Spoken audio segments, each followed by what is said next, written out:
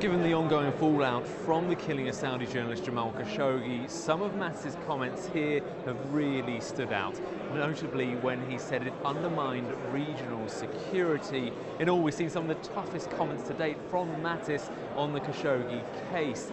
Already in the US, we've seen 21 Saudi individuals facing sanctions. Now, Mattis here said there will be additional measures from the US, possibly involving Congress, but he didn't go into further details. The murder of Jamal Khashoggi in a diplomatic facility must concern us all greatly. As U.S. Secretary of State Pompeo stated, the United States does not tolerate this kind of ruthless action to silence Mr. Khashoggi, a journalist, through violence. Failure of any one nation to adhere to international norms and the rule of law undermines regional stability at a time when it is needed most. Notably here, Mattis referenced working with the people of Saudi Arabia, but didn't reference the Crown Prince of the Kingdom himself directly.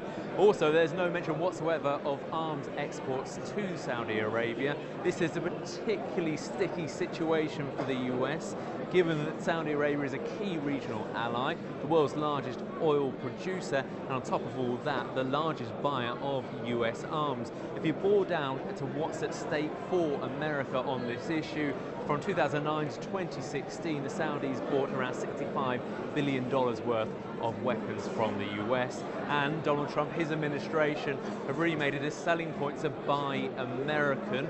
They've also been touting a new arms deal worth an estimated $110 billion with Saudi Arabia. There's now questions as to whether or not that can pass through Congress, given the attention on the Khashoggi case. And that attention doesn't look to really be going anywhere from what we've seen today, with Saudi Arabia's foreign ministry facing a grilling on the issue. Unfortunately, there has been this hysteria in the media about Saudi Arabia's guilt before the investigation is completed. This all underlines the difficult situation the US finds itself in. Mattis spoke here of his administration's twin imperatives, squaring the need to be seen to hold Saudi Arabia accountable, but also highlighting the key military strategic role the country plays for the US in the region.